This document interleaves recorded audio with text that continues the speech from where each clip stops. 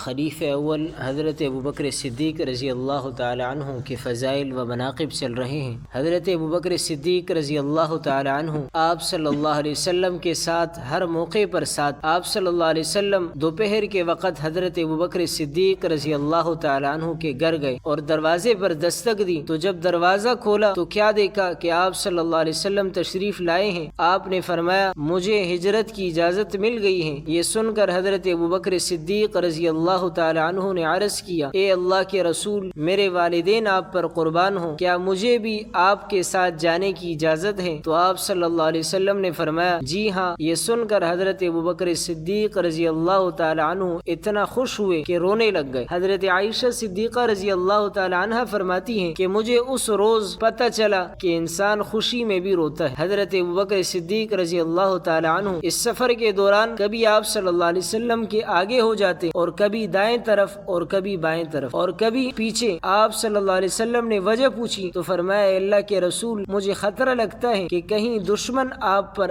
آگے سے حملہ نہ کر دے، اس لیے میں آگے بڑھ جاتا ہوں، اور کبھی خیال آتا ہے کہ دشمن کہیں دائیں طرف سے نہ آ جائے تو اس طرف آ جاتا ہوں۔ جب غار سور پر پہنچے، یہ غار مکہ کے جنوب مشرق میں تقریباً 5 کلومیٹر کے فاصلے پر ہے۔ جب غار کے دہانے پر پہنچے تو حضرت ابوبکر صدیق رضی اللہ تعالیٰ عنہ نے فرمایا پہلے میں غار کی صفائی اچھی طرح کر لوں، پھر آپ تشریف لائیں۔ حضرت ابوبکر صدیق رضی اللہ تعالیٰ عنہ نے اپنی چادر پاڑ کر غار کے تمام سوراخ بند کر دیے، صرف 2 سوراخ باقی بچ گئے۔ آپ صلی اللہ علیہ وسلم غار میں داخل ہوئے اور 3 دن یہاں ٹھہرے۔ آپ صلی اللہ علیہ وسلم نے آرام کرنے کی غرض سے حضرت ابوبکر صدیق رضی اللہ تعالی عنہ کی آغوش میں سر رکھ کر سو گئے۔ آپ صلی اللہ علیہ وسلم کا سر مبارک حضرت ابوبکر صدیق رضی اللہ تعالی عنہ کی گود میں، ایسا لگتا تھا جیسے کہ رحل میں قرآن کریم کھلا ہوا ہو، اور یہ بھی آپ کا اعزاز ہے۔ 3 دن آپ کے چہرے انور کا دیدار کرتے رہے۔ تیسری رات اس غار سے نکلے۔ عبداللہ بن اریت نامی ایک شخص اجرت پر راستہ بتانے کے لیے ساتھ تھا۔ ساتھ حضرت ابوبکر صدیق رضی اللہ تعالیٰ عنہ کے غلام حضرت عامر بن فہیرہ بھی تھے۔ 8 دن کے سفر کے بعد آپ قباء پہنچے اور مسجد قباء کی بنیاد رکھی، اور چند دن ٹھہرنے کے بعد مدینہ منورہ روانہ ہوئے۔ مدینہ پہنچ کر حضرت ابو ایوب انصاری رضی اللہ تعالیٰ عنہ کے گھر میں ٹھہرے۔ آپ نے مسجد نبوی کے لیے مسجد خریدی اور اس کی قیمت حضرت ابوبکر صدیق رضی اللہ تعالیٰ عنہ نے ادا کی۔ مدنی زندگی میں بھی کسی موقع پر